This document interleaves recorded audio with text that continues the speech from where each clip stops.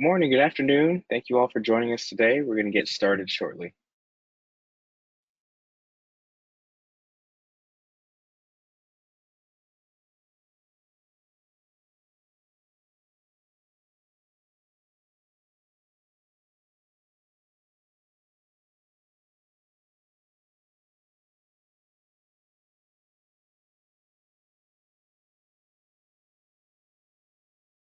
All for joining us. We're going to get started shortly. I'm AJ here for the VMware Tanzu team, joined by Ivan Novick. Ivan will be leading this presentation. So we'll give it just another minute to give folks some time to come in, and then we'll get started. Thank you all.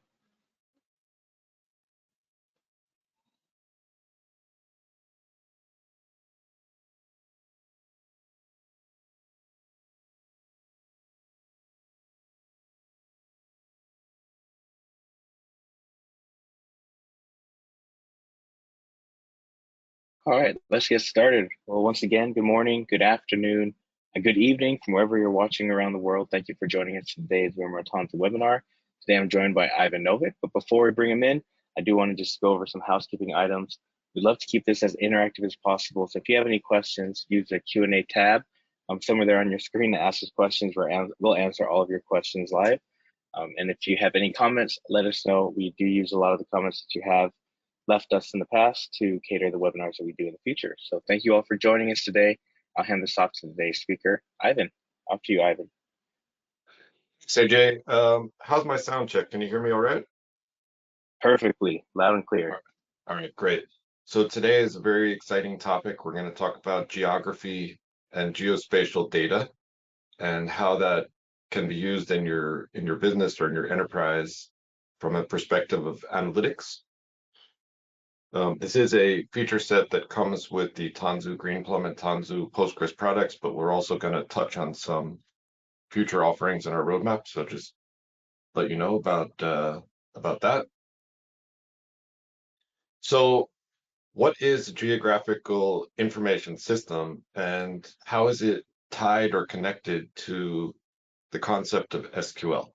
Well, a GIS system is really for storing geography data and for storing information about the Earth and places on the Earth from a physical sense. And it has a very nice connection and tie-in to the other concept, which is a relational database. So a relational database is where you store data in order to query it. And when your database is enabled to understand the nuance of geography, it empowers your enterprise and the use cases that you can work on because of this combination of geography data and enterprise business data together in one platform. So without further ado, let's kind of dive into this topic and see where we can go with this. So as we start to collect geography data and really all data, we can see that the volumes of data continue to grow. You're getting more and more data over time, whether it's from sensors or satellites or user-generated content. And that data has a component of location.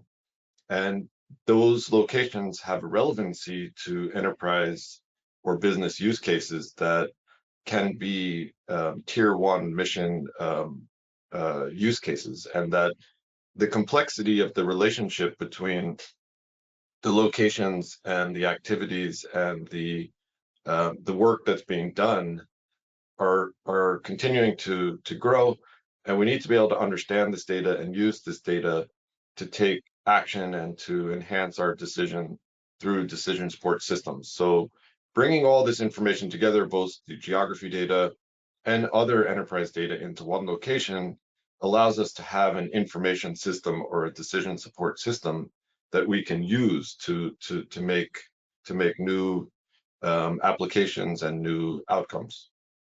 So double clicking into a geo database.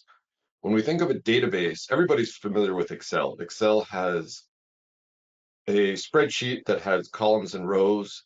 Well, if you're not super familiar with the database has essentially lots of spreadsheets. It's lots of tables, which are what I'm pointing at here. And these tables are really columns and rows but they could have millions or billions or trillions of rows of data, and you can mix and match and combine tables of data of all different sorts. Now, when we extend this with geography, not only do we store numbers and text in our database, but we're also starting to store points in space, lines, regions of space like polygons, topologies, and images. And all of this data has particular meaning and a particular way for it to be interpreted, so that the knowledge of that being structured and being organized allows us to create effective queries and analyses. So when you think of a traditional database, you can think of data types like strings and floating points and dates, indexes like B trees and hashes, and functions like string length and exponential powers and time functions. But when you extend this to a geography system, then your data types will include things like geometries and geographies, and your indexes will be new forms of indexes that are aware of these physical attributes. And your functions will be things like the length of a string or the x latitude, longitude of a location. So we're extending the concept of a database to a spatial database.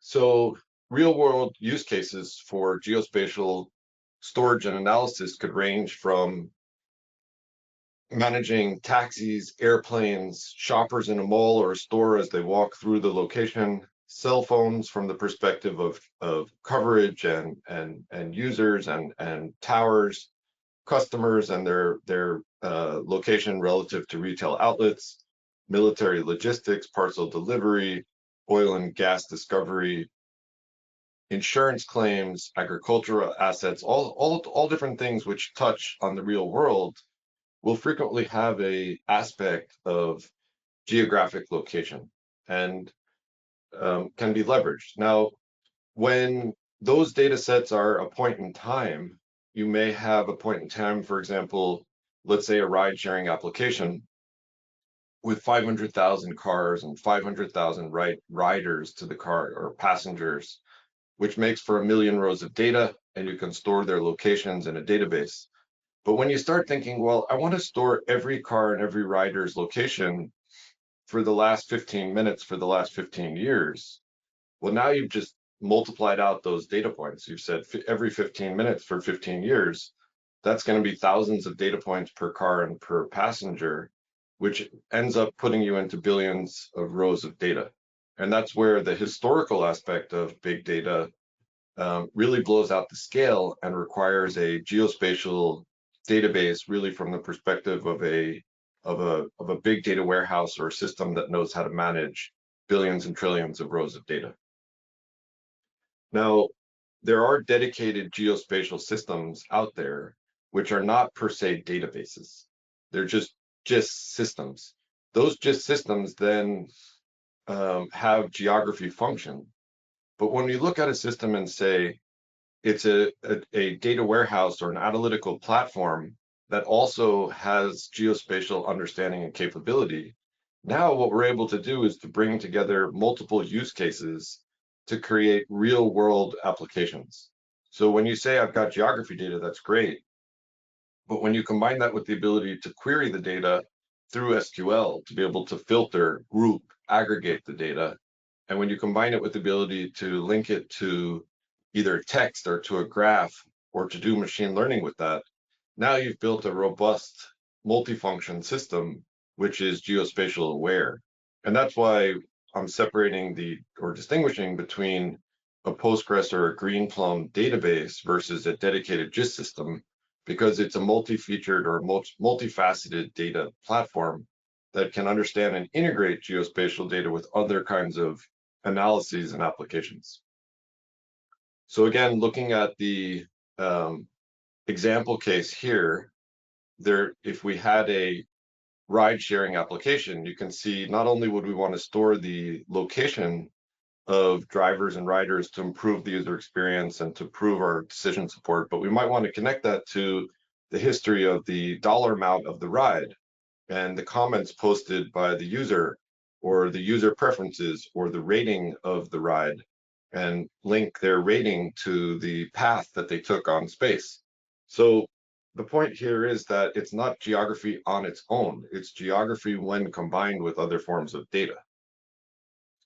So that brings us to PostGIS. PostGIS is the geospatial module extender, which was introduced back in 2001 and is designed for PostGIS and also for Greenplum to enable geography and geometry and geography-related capabilities on top of the database. So we're bringing in features with this module or this extension to enable the spatial data types, spatial indexing, spatial functions, processing of distances and geometric calculations, image data, geocoding data, which is for converting text into locations, and other functions which enable us to have a fully featured extension of a relational database with geographical elements. So this webinar here is an introduction to all of this and is going to start out, we've started out quite at the very, very beginning, but we're going to dive deep and quick. So get ready for that. So we're going to now get into the key concepts of analyzing and storing geography data in a database. And so first of all, we should all recognize and be aware that the Earth is not flat, right? If the Earth was flat, storing and calculating distances between points would be really easy. But given that the world is an oblate spheroid, the math is a lot more complex than if it was flat. And that just, in order to produce accurate calculations, that needs to be accounted for. And so what has been introduced in the field of geography is a concept of projections. So what a projection is the idea that you take data in a certain format, let's call it this round format, and we project it into a new coordinate system. We project this into this other, let's say, flat projection from which we can then analyze the data and calculate things on this projection. So you can see here is what looks like Greenland. And you can imagine that doing a calculation between point A and B in Greenland on this flat projection is going to be fairly straightforward. But you can also see that doing a calculation between this point in Greenland and this point in South Africa, it's going to fall right off that projection. So this is some of the complexity of how computer science, math, and geometry link together. And so the first thing that we're going to learn about today is the concept of projections. Projections are what make geographical calculations really go fast and elegant. So again, the projection is the flattened perspective or the translation of data points from one reference system onto a new reference system. You're projecting it onto a new coordinate system. And so when we store the data in Greenplum, all of the geographical data is stored with a spatial reference coordinate system, which indicates to us what is the nature of that data and how it can be used for calculations, whether it be depending on how it is projected. Two of the projections we're going to talk about in this webinar are EPSG 4326 and UTM. Now, you're going to see here, this website, spatialreference.org, has a industry standard list of projections and what they stand for and how to interpret them. And so this is not a Greenplum thing. This is a global reference system, but that we use. And that two of the ones we're going to use in today's webinar are the 4326 and the UTM. 4326 is a reference system that makes communication easy by referring to points in latitude and longitudinal degrees, which is something that is well understood, but on the other hand, is not very useful for calculating distances, because the distance between 2 points in degrees doesn't translate in people's mind correctly or mathematically into what they think of, which would be a distance in terms of meters or miles. Another coordinate system, but it is handy because I can just reference a point and say, bang, it's at this latitude and this longitude. Now, when it comes to UTM, UTM is the picture on the right here, where you take a slice of the Earth, a thin slice, and then project it into a flat space for easy and fast calculations in this local region. And so we're going to use this local region because we have some sample data from New York City. So when you get your data and you load it in, there's a couple of things you can do to play with the coordinate system. So you can set the reference ID or the coordinate system that you're using. In this case, you can see it's 26918, which was which is UTM, this slice right here. But you can also transform it. So if you have data and you enter data in latitude and longitude, and now you want to do calculations in a flat Earth slice, you can transform it using the transform function into another coordinate system, and it will internally update the data structure to be in a new system. So in the PostGIS module that we provide, there is multiple submodules. There's a vector module, which stores things like points, lines, polygons. There's a raster module, which are 2D cells on a grid, things like a JPEG or a PNG or a bitmap. There's a geocoding module to transform text to location. And then there's topology and PG routing. So looking at the data types again for vectors, the core data types in PostGIS are going to be points, lines, polygons, and then a concept of a multi-point, a multi-line, or a multi-polygon. Now, why would you want to have a multi-polygon space or multi-polygon data type? You can imagine if somebody said, give me a geometry data type which stores the region of space, which is the United States of America. Now that has contiguous land, but it also has islands in Hawaii and Alaska, which are not connected to the 48 other states.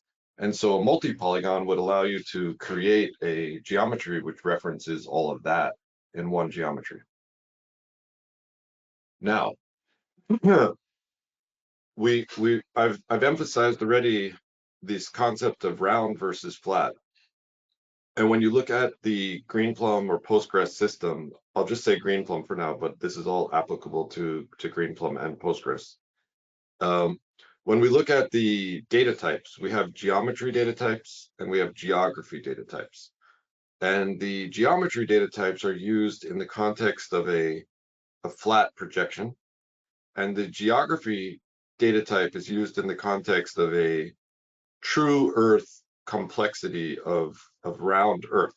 And so the advantages of using the geometry are the speed of the calculations that you can do because they're mathematically less complex. They're done on a 2D scale. The geometry calculation is fast and efficient. In order to do the mathematical calculation between 2 points on a sphere is more calculations and more CPU cycles. That being said, it's going to be a lot more accurate to use the spherical geography because it doesn't abstract away the truth of the Earth being round.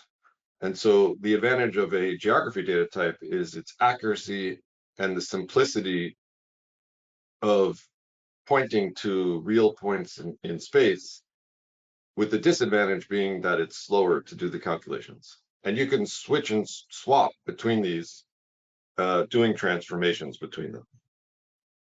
So looking at the data types again, I already mentioned this a bit, but there's points, lines, and shapes that are coordinated, that are linked to a coordinate system in a flat projection, whereas geography are places on Earth that are based on the true Earth space. So I'm going to now start showing you some demo code and showing you what it looks like in practice. So in practice, this is an editor connected to Greenplum, and you can see here, this is a point, this is a line, this is a polygon. The point has a single 0, 0. The line is multiple points, which are connected to each other in that order. And a polygon is a region of multiple points all connected together. And then what you see here is that this data type, this geometry data type, can then be queried. And when you query it, you're not going to really understand what's in this data type. This is a binary data type, which just represents internal information, which you can't really understand. But in order to understand this, you can run functions or accessor functions, which take as a parameter a geometry data type and then do some operation on it. So for example, you can do it, pull out the text as an operation. This is an as text extraction. And you can see here that when we call that as text extraction, it converts this binary data into this readable format. Now, looking here is a little bit of a demo that shows the spatial reference system table. So you can see here that the coordinate system which exists in the database, and you can then look at them and see which coordinate systems are there and what they represent. And these are going to be used when we store geometry data. So looking at a few more accessor functions, these functions here, this is the as text function. This is the tell me the reference ID. This is a summary function that prints out in a kind of a summary format what's in this geometry. And this is a function called starting point. So starting point is interesting here because for the point and the polygon, there is no starting point. But for the line, it returns another geometry, which essentially is one of the points within the line. So it's extracted out the starting point. So there's all kinds of functions. Some of the functions that we have are things like geometry from text, pull out the latitude and longitude, expand the geometry. Is it a closed structure? What is the length? What is the perimeter? What is the area? Et cetera, et cetera, et cetera. So these functions are used to get data out of the binary data structure.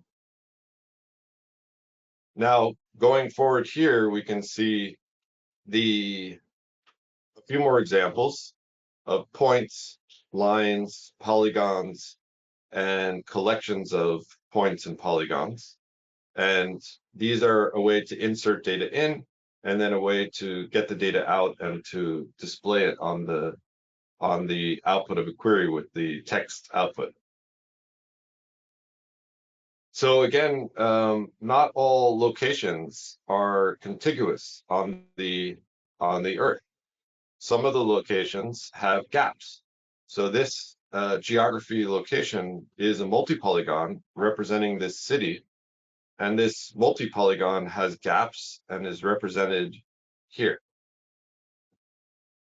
Now, in order to load data, we have a data set here with this demo. And on this data set, this is a New York City data set, and we have census blocks, homicide data, historical data, neighborhood locations, census data, subway stations, streets, and other kind of data files. Now, the files that are relevant are these shape files, SHP. The SHP or shape files are standard industry file formats that contain geography data or geometry data that we can convert and load into our database. And the way we do that is by calling the shape to PGSQL function. That shape to PGSQL function will convert this into a SQL file. And then from there, we can execute this SQL file to load this data into the database. After loading the data into the database, you can use a visualization tool like QGIS or dbeaver, and you can put layers on your data. And for example, this shows the New York City streets table in a visualization, and you can add multiple layers, and then you could see, for example, the streets, and you can see the subway stations together on one visualization of the different tables. Here we continue forward, and we can see, again, some of the data sets that we've loaded from this demo. We've loaded the streets table, which are lines they're multi-lines actually, right? You can imagine a street, it's not just one line, it's a multi-line. We've got subway stations, which are points. We've got census blocks, which are multi-polygons or areas. We've got homicides, which are done at a point. And then we've got neighborhoods, which are again, multi-polygons. So this is the data set we have. And then you can start to say, okay, using this kind of a data, how do we query out how do we start using it as an analytical system using SQL, right? How do we do queries? So I want to do a query to find the largest neighborhoods by area in New York City. So that's going to be select the area and the name from the neighborhood table and then order by the area column. So the magic of this is that we're combining set theory, structured query language with geometry and geography data in order to answer a common English question, which is find the largest neighborhoods by area. And so this is giving us the data ranked by biggest to smallest of the neighborhoods in New York City. You can then modify the query, for example, with predicates.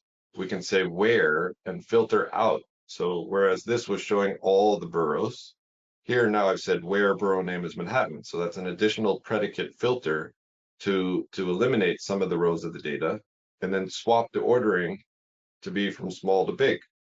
So we can see the smallest neighborhoods in New York City then listed here by their area. You can do all kinds of complexity of integrating query language with the geography data. So here we can see a query where we first identify what are the Manhattan-based red line subway stations that match these names, Wall Street or Times Square. That produced 2 rows of data, the Times Square station and the Wall Street station. And then I can run a distance query that fetches out that geometry object and that geometry object. And what it shows me is it's 58.33 meters between these stations. And I verified that by going on Google Maps and seeing that the walking distance is 6.2 kilometers on this route and this route. And intuitively, that makes sense to me because I can imagine if I went directly, it might be 5.8 versus this 6.2. So it looks like it's working well. We'll continue forward and say, I want to do a join. So joins are one of the most fundamental aspects of a relational database because the idea is you're separating individual sets of data into individual tables and then having a way to link them semantically into relevant queries between different data sets, but without replicating that data. So we've got in this case, the neighborhood table, which is storing the neighborhoods, and the subway station table, which is storing the subway stations. These are distinct sets of data. Now, how do we link neighborhoods and subway stations? We want to link them because the subway stations are located inside the neighborhood. And so what you do is you do a join query with containment. It's containment of the subway station in the neighborhood. And then we use regular SQL to create a predicate and filter out only neighborhoods named Chelsea in this query. So what that results in is all the subway stations in Chelsea, right? We've filtered it based on containment, that these geometries of the subway stations are contained in these neighborhoods. Now, containment is one form of a spatial join, but you can also do it based on intersection, crossing, disjoint, overlapping, touching, within. These are different relationships when it comes to spatial data, and you can use these relationships to join data sets. Here's another example, a quick example, which is the Empire State Building. And we're saying find subway station near the Empire State Building. So given the location of the Empire State Building as a geography, so we do that first. We create this point as a geography, not a geometry, with the latitude and longitude specified. So we've got now this common table expression to give us this geography point that we've created. And then with that geography in mind, then we select the distance between the different subway stations and that point. And we use that to join them together. And we say the distance is within 500 meters between the Empire State Building and the station, and we get out the list and the distance of them that are remaining. So you can do these kinds of slices and dices once the data is in the database and you have a language like SQL and you have data types and data functions that understand geometry and geography. There are some other really cool features. We're just scratching the surface. There are things called geometry constructing functions. So geometry constructing functions usually takes an existing geometry and constructs or creates new ones. So you can take, for example, here, this geometry and say, extract from it the centroid, or take this thing, this island, and say, create a 50-meter buffer, which creates an extended geometry or a detracted geometry. You can say point on surface, you can say intersection, you can say union, where you're taking multiple geometries and forming it into new ones. So you're creating new objects from existing objects based on constructing functions. Now, all of this fits within the domain that's called vector data, but there's also a domain called raster data. And I'll just really briefly introduce raster data, which is a whole nother set of capability. So raster data represents these pixels, which are representative or useful in the context of things like image files. And so raster data will be a whole nother data type and a whole nother type of reports, analytics, and storage you can do once you're using rasters. And the rasters can interact with geometries, which makes this extremely powerful. So a few use cases for raster data or for image data would be things like environmental monitoring and analysis, monitoring the use of land as it changes, vegetation analysis, water quality assessment, terrain modeling, urban planning, disaster management. So you can imagine having true picture data and then linking it to vector data and the kinds of things you can do, which would be, I think, the subject of a whole nother kind of advanced webinar we could do in the future, which would be linking vector and raster together. But I wanted to introduce something that's quite new in the Greenplum side with the Greenplum 7.2, which is H3 spatial indexes. So H3 spatial indexes are allowing us to write faster queries based on location and to do faster searches of data based on their location. So we have an example query here, which is, it says some police officer is trying to do this analysis and say, find every police station that had more than 10 homicides in 2003 within the vicinity of 2.5 kilometers radius. So this is doing an analysis on some of the data that we had around police stations and homicides. And it's linking in distance, multiple tables of location, and time. And so this can be done without an H3 index by a query such as this, where we say, for example, select the building ID from the buildings and the homicide table, where the distance is within 2,500 meters of the location, and the building is this kind of a building, and the year is this kind of year, and then group by and filter it by 10 events. Okay, great. But what's the issue? What's the problem with this? The good thing is it's an expressive query that gives you the answer that you want. The bad thing is that if you're using a massively parallel database where the data is distributed across the grid, how are you going to compare this huge table, conceptually huge table of table 1 with this huge table of table 2 when all the data is sprayed across the cluster and on different machines? And the answer is, on a small data set, it's fine. But on a huge data set spread across a cluster, it essentially needs to do a redistribution of the smaller table fully to every other machine and do a row by row comparison of every row against every row. There's no shortcut.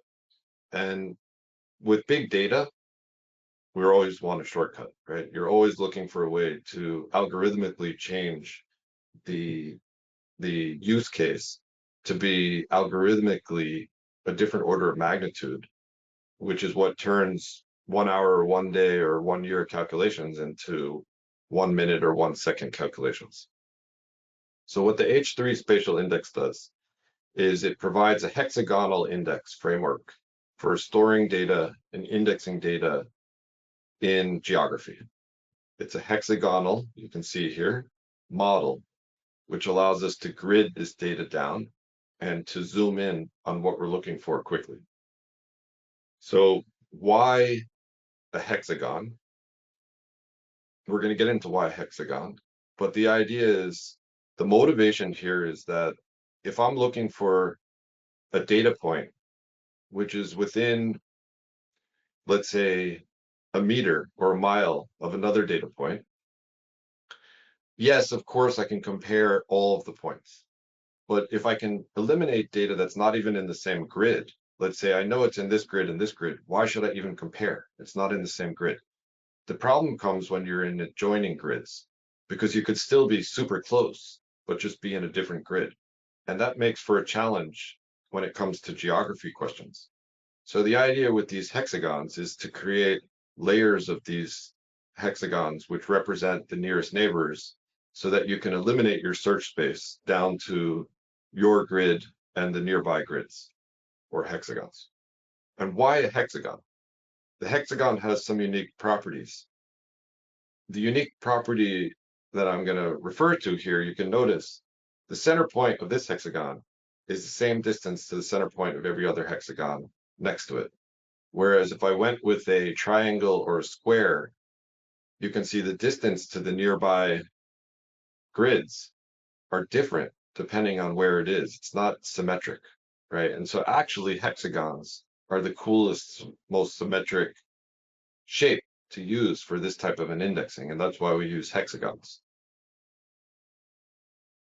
So, right, okay, I kind of mentioned this already, so let's just keep going. So the hexagons can have different resolutions because depending on what you're trying to do, you might need a bigger set of hexagons or a smaller set of hexagons. And our database provides that option to set the resolution. We provide 16 levels of resolution from 0 to 15, and those represent hexagons between, at the biggest scale, 688 miles, and at the smallest scale, teeny tiny, which represents at scale 15, 569, let's see, million, billion, trillion hexagons in the Earth, whereas at resolution 0, the whole Earth is in 122 hexagons. So depending on what you're trying to do, you can store your data based on these different divisions. And they could be overlapping divisions, right, where you can drill down and do slicing and dicing as well. So some sample syntax here is we're adding a H3 index data type to a table. The H3 index, ironically, is not a database index, but the H3 index is a data type which stores essentially the hexagon grid ID of a data point. And so what we're saying is add this data column to my buildings table so that I can store which hexagon each building is in. And then, because I have a hexagon ID, I can actually create an index on the hexagon ID column and do fast searching on that column. So in this case here, I've essentially divided the data into hexagons, and they get a hexagon ID at resolution 7. And then I'm storing the buildings with the new index that says what hexagon each building is in. And then I can easily do a query based on this index and say, give me all the buildings in this hexagon, right? Just as a very simplistic example.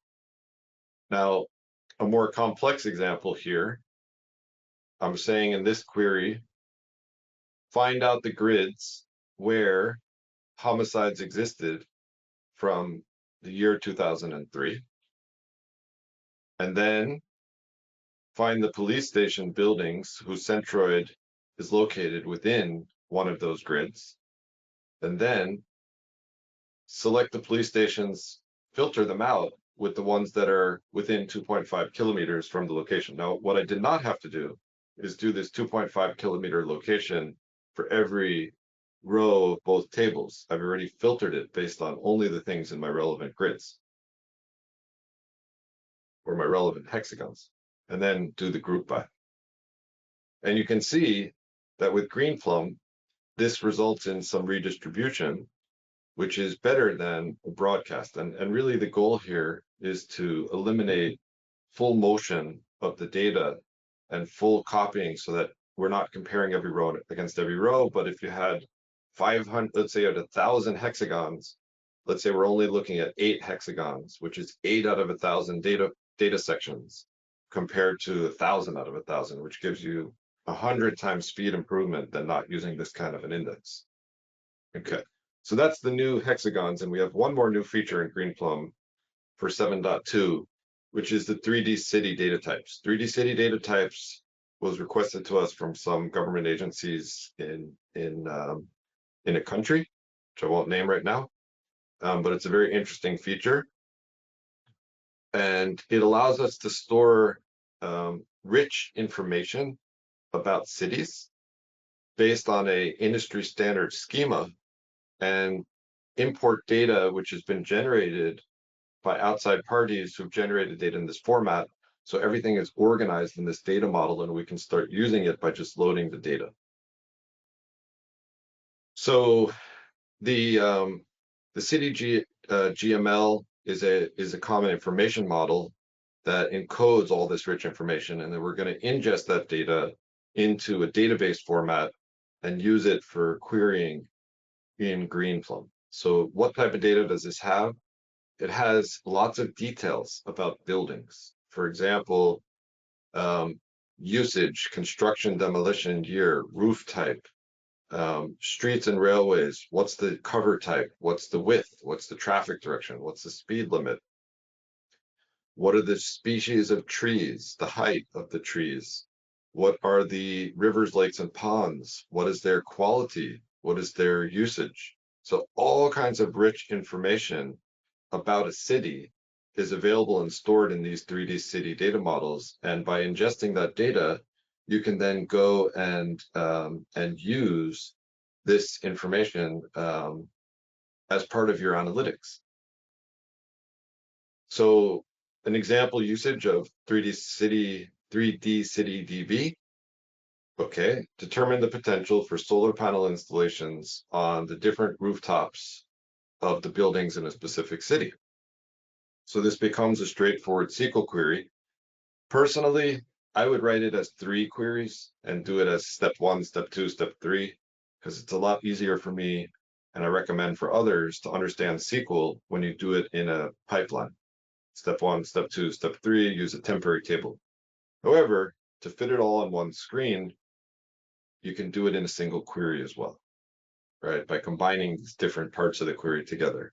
And so what we're saying is essentially looking at the buildings, looking at their rooftops, getting their area, and then estimating essentially the suitability of them based on their orientation, what direction they're pointing in, how big are they, and identifying how many solar panels can be installed on each rooftop, and then kind of ranking them and identifying which buildings are your targets for this activity. So that's the 3D CityDB, and there's some really fancy visualizations that you can do when leveraging this kind of data, and imagine the use cases that can be done. It's really cool. Some of the future works, and again, future works are subject to change in any software company, but some future works geospatial joining. So we talked about the hexagon, but we really want to leverage the hexagon with our GP Orca optimizer to really make the world's most efficient geospatial joining system when it comes to geospatial data. And we think we're well on that way. And there's some more we can do in the optimizer to really hone in on that strength. Currently we're using B-tree indexes on the hexagons. There is a potential to leverage these other index types, and we're going to be looking at that. The PG routing is another geospatial module we're looking at integrating, and we'll see how that goes. But the PG point cloud is the one I put the screenshots of on the right, which is really interesting because PG point cloud is a data set generated by LiDAR. LiDAR is an imaging technology, and you can see here some undersea oil drilling images and the data set that's generated from that. And the interesting thing about LiDAR data is that the data sets are huge. They have so many data points. And so having a really big database like Greenplum to store LiDAR data, I think has a lot of potential as a useful complementary capability down the road. So we're adding a lot of geospatial features, but what's already in Greenplum can already do amazing things. And the amazing part about it is combining it with all the other capabilities. It's not just geography, it's geography plus vectors and AI, it's geographies plus text, it's geographies plus streaming data, right? And bringing it all together is what allows you to create things that haven't been created before with this kind of a platform. So AJ, I don't know if you've got any questions out there, but I just ran through the whole talk. Yeah, you did touch on a little bit about Tanzu Greenplum 7.2. I did include a link here in the chat, folks, if you Yeah, want to take a look at more of the release information. We have that there. And I know if you have any other additional questions, Ivan's here to answer them live. But just through your presentation, Ivan, I look at maps completely different now. So yeah, more it's respect to everything that interesting is and there to be exciting. built. It's interesting and exciting. And when you double click into geography, it's like unlimited breadth of intellectual curiosity. And the amazing thing is, if you double click into text, that is a whole nother field of PhD study that you could talk with linguists and etymologists and people who understand language and multiple languages. And so every area of data, whether it be geography or text or AI-based vectors, are deep areas which have years of potential in terms of uh, understanding, learning, and maximizing what can be done. And so all this comes together in a platform that allows you to be up and running in a very short time and start building outcomes. Question here is this all live already? I know it's in the release notes, but just give Yeah, folks. yeah, that's right. Everything except for what I put as the last slide of the future work, everything else we talked about is live. So yeah, we're good. So we have another Greenplum question here. 7.2. There we go. Another question here is, does the H3 model support 3D modeling or querying? 3D, right? So there is in regular PostGIS, there is a element for what do you call height, right? So you can store not only the point in space, like this is the lat and long, but also the altitude, and that's a interesting capability.